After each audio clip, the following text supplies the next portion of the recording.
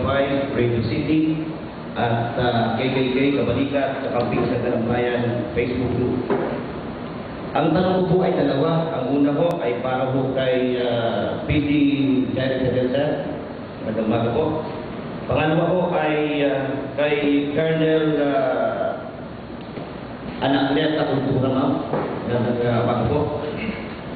Tatanong ko lang po kasi ho, sa lungsod mo ng Lipa, sayang at walang sakyan may balita po. Grabe po patayan. So, naging sunod-sunod po ang patayan sa lungsod ng Lipa. Katunayan ay naging laman ho ng national at local newspaper. May tanong lang po sana namin, ano na po kaya ang status ng negosyante mong pinatay sa Maraoy? Yung deputy chief, talon, na napagbintangan na suspect daw at hinuli ng kapulisan, tapos ay pinakawalan. At after how many days ay namatay sa Maraoy din po yan. At yung pangatlo ho, na isa hong pinakamalaking issue ay yung isa hong star witness sa isa hong masakit na nangyari sa Villa de Lipa na yung witness ho pag itinapay ay umaga-umaga ho ay kinatay doon sa may community sa City Park. Yun po ay para po kay PD Jared Cadelsa na alam ko naman po na kayo tagal pa din at kayo po ay alam po kayo ay very concerned sa peace and order sa lungsod ng Lipa at sa buong lalawigan. May lumalabas po kasing issue, ang taksabon daw po si Colonel Marinaw sa lungsod ng Lipa. Pakiliwanag na po. Thank you, Larry. Kung siya talaga may hipo, ang Lipa po ay highly organized yan. Meron po dyan na 300,000 population at ang kapulisan po ay nasa 150 na. Almost 1 policeman for every 2,000 population. Population yan. So, sa po sa aming action yan, po steps, gusto i-strengthen po yung visibility. Nakita niyo po sa Lipa, meron po mga lesbian sa kalye at nag-train na natin ng going police for training natin. Usually, magkakaroon po ng SWAT na sa Lipa and nagre-realign po tayo ng personnel from other station para yung may mga may pressing concern in terms of peace and order, magdadagdag po tayo ng kapulisan sa bayan na yun. Okay. With regard po sa concern mo sa wala po si Hepe dito, huwag ka mag-alala po, matutuyot ka po si Hepe. Regarding po yung case ng deputy talon ng Maraoy na nahuli na suspect sa bang at namatay. At saka yung magpapangasal na outbreak ko Bernardo Lumay kay Gerda Cuesta sa investigation natin. Sige po. Yung sensitive incidents po sa Lipa, na yung sinabi ng tatlo, ay nagkakalat po yung mga progress natin. Nagkariwan pa po tayo ng kaso. Yung pinaka-significant na sinasabi niyo po yung witness is na witness natin. Nasa mismo yung nagturo doon sa suspect sa tatlo na yung mga teenagers, ang babae po.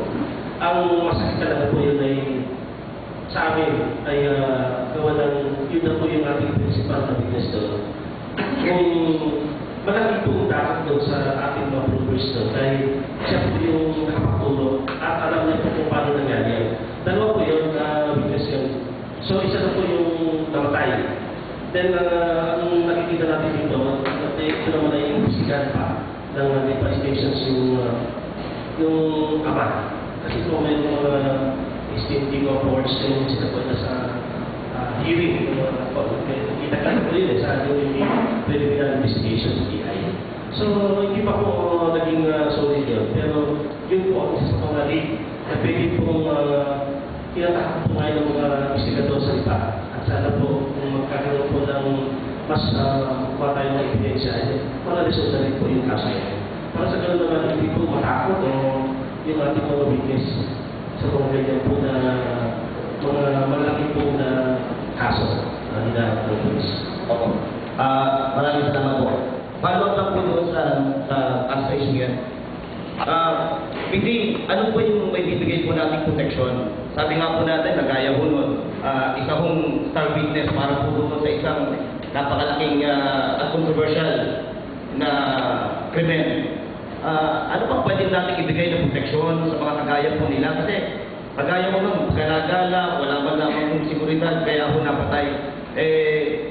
Sa part po ba ng ating kapulisan, ito ba'y gumawa po pa tayo ng mga safety measures man lang para maprotektahan po natin yung ating po mga witness? Nasa ganun, kung may natitira po isa, sigurado ko, kakatayin po yun. Dahil kinatay na po yung tunay. So pangalawang nun, ganun din po ang mangyayari. Huwag ka masala. Hopefully ma, ano po ang ating gagawin ngayon para maproteksyon na ng mga witness po yan?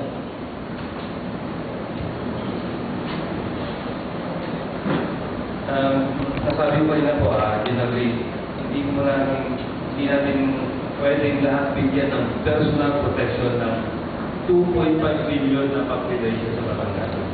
Dahil meron po tayo 1,000 na natin mga kapulisan. Pagdating naman po sa witness po, meron naman tayong program ng gobyerno, yung Witness Protection Program. Kung siguro pinapasa yan, the PNP or other law enforcement agencies, pwede po mag-provide initially sa mga would-be witnesses. Pwede po magbigay ng PNP habang pinapasa yung application sa Witness Protection Program. Okay, Pili, maraming salamat po. Pangalawang tanong po kay Colonel Anacleta Cultura, ma'am. Sa SOCO nga po kayo, ma'am, ano po? Okay. Ma'am, napansin lang po namin, nung pong coverage po namin, nung pinatay na negosyante po sa Baraboy, alas 8:10 po na nga patay, pero alas 10 na po ng tanghali, ng umaga, wala pa dumarating na SOCO. Ano po ang problema? Bakit po halos yata sa programa ko, ganun lang po lagi, magandang nandito po kayo. Ganun lang po lagi yung reklamo po sa amin, bakit daw ang tagal dumating ng SOCO. Concern lang po kami, kasi baka hindi po nyo alam, kasi sira po kayo, nang hindi po namin, hindi nyo naiintindihan. So kaya po pinaparating po namin po sa inyo, kulang po ba tayo sa personnel? Ano po ba talagang problema? Bakit po ganun nangyayari? Tama po kayo doon, unang-una, kulang po tayo sa tao. Kami po ay anim lang dito na tao, covering the whole province. Actually, nahiram lang po kami ng mga tao ng Batangas PPO para matulungan kami. Yun po ay isang problema. Pangalawa po, iisang team lang po kami. Kapag dalawa ang request na nalasip namin, siyempre, unang-una ang pupuntahan namin. Siguradong bansag na sa amin sa Ocolete. Wala namang... Opo, totoo yun po. Opo, hindi na po kami nasasaktan doon kasi talagang gusto man namin agad-agad. Tapos, pag minsan tinatanong namin doon, dadating kami na, tanghali na. Sabi namin, anong oras ito nangyari? Ganong oras. Bakit lang ngayon lang kayo tumawag? Nga ngayon lang ngayon tinawag sa amin ng mga tao after 1 hour.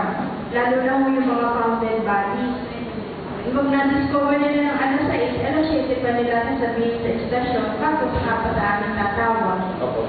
Minsan naman yung mga faktor, hindi naman po lagi na, kaya yun ang hindi lagi ang dahilan yung pagdating namin. Ang ibang faktor doon late din itawag sa amin. Hindi naman po pwede pag nakamonitor kami, diretso namin pupuntahan. May authority po kami hinihintay ng request ng police station. Pag hindi po kami ni-request, wala po kami authority na dumiretso dun sa crime scene. Kanila po yung crime scene yan unless turn over sa amin to process.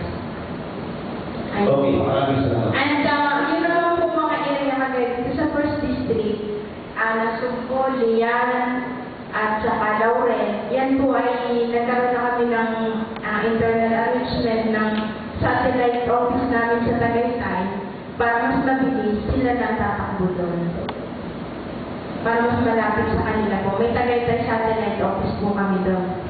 So yan po sila po pumupunta doon. And then yung namang aming Santo Tomas at saka Tanawan, since malapit siya sa regional office namin, sila po ang tumatakbo doon. Hanggang Banbar po kami dito. Opo, para sa pag-iyon lang po na lahat. Asabi po ba